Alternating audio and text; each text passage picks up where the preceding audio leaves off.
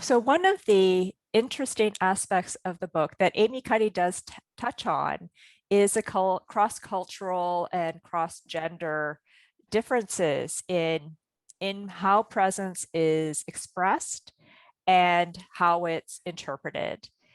So a question that arises from this thought is, do inequities in society, particularly those who are marginalized in oppressive systems, affect one's ability to be present? So are there societal forces in play that attempt to disempower groups of people, for example, BIPOC, women, folks of the LGBTQ squared communities, ageism, ableism, while it empowers others? And I know that's a big question, but one that I think that the book, it begs the question. Edwin. Yeah, I think that, so the book, in my mind, the book kind of starts off with the story from the author, Amycuddy. And she was talking about how she was, I think, in the process of trying to get a PhD spot at a prestigious academic institution, and sort of the one of the deans or one of the professors kind of put her on the spot, and she didn't necessarily arise to the occasion, right? And I think it all, and so while she was given an opportunity, she wasn't 100% prepared for that opportunity in that particular moment in time.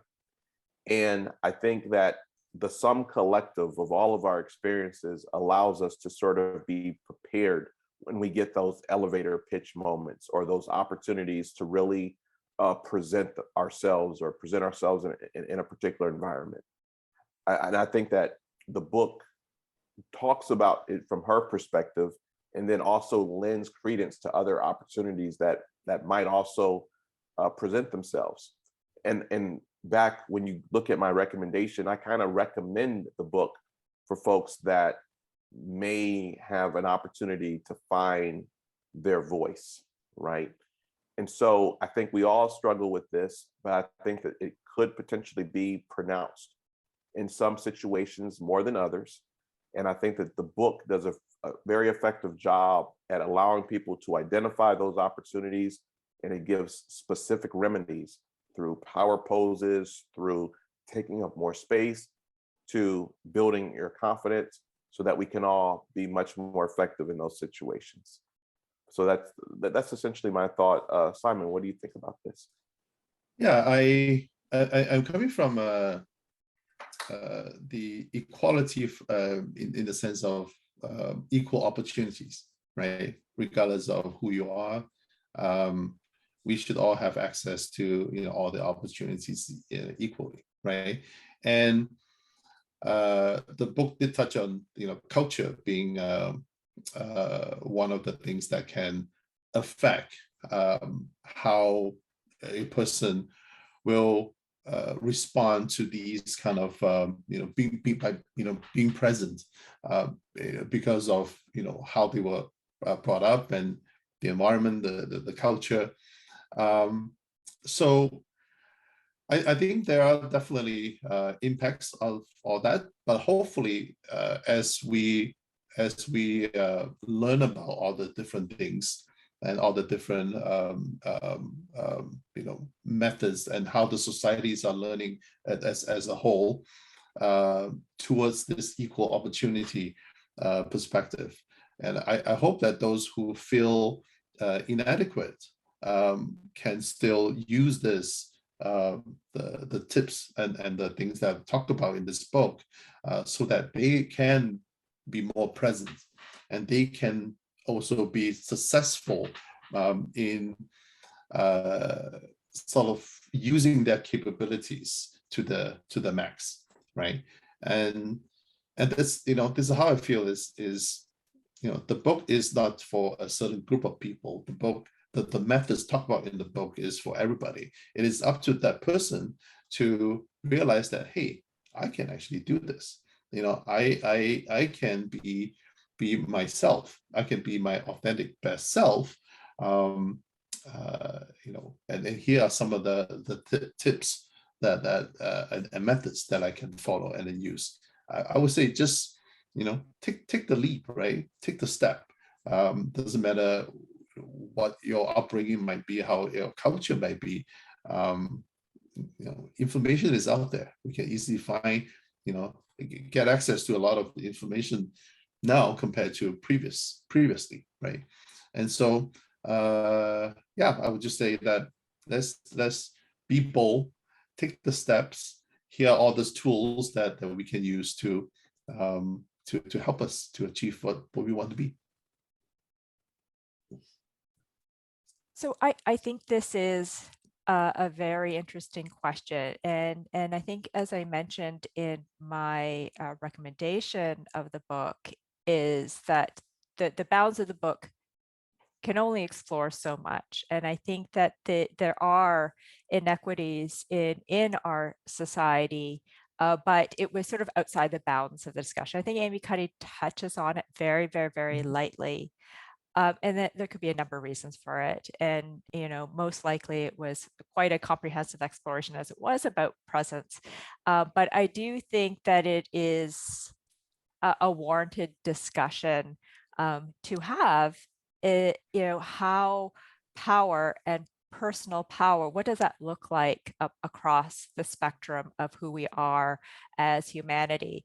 Certainly, social power is differentiated throughout, and personal power as well. And I think that, taking your personal power, or we've discussed, one of the key takeaways for me is the fact that your personal power can't actually be taken away, but that it being sort of planted in you, that it can be, that it's something to be acquired, does look different in how we presence, depending on what body we're in, what socioeconomic status we occupy, and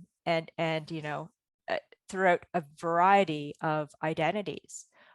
But one of my key takeaways was that Amycuddy, projected that it is yours as a fundamental right of being human on this earth, that your personal power cannot be created or destroyed, and it is yours to behold.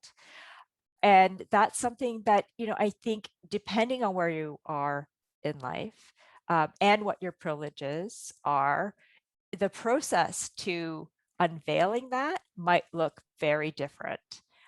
But that, that sense of, Edwin, you shared the thought that your personal power is your freedom, right? That is what will set you free. So this idea of liberation by connecting to your personal power, I think is very hopeful, particularly in the climate that we're currently in. Not to say that there's not going to be trauma, that there is deep oppressive trauma, both past, present, and unfortunately in the future. But I think that there is that nugget of liberty, and finding your voice, and being authentically who you are is like I mentioned, a fundamental right. And when we're talking about presence, I believe it is our being human means that we extend that same value that each and every one of us as a whole has, that fundamental right to self-actualize their own presence, and that it is, that there are no value, that there's no value ascribed to that we are all, able to self-actualize and be the fullest expression of who we are. I think the social power is something, the way I look at it is outside of our control most of the time. Whereas personal power is absolutely, in our control. And I like to work with things that I have, control over, right? How much time I invest in nudging myself to be better, right? I have the control over that. And so I would say, we should focus more on building that personal power rather than depending on the social power to come to us, right? That this is part of a big discussion, and we look forward to each and every one of you that may be listening to provide feedback and add to the conversation, because these are juicy topics that I think, this is why we read and why we put this out there, is that we learn from each other and from each of you as well. So we look forward to connecting.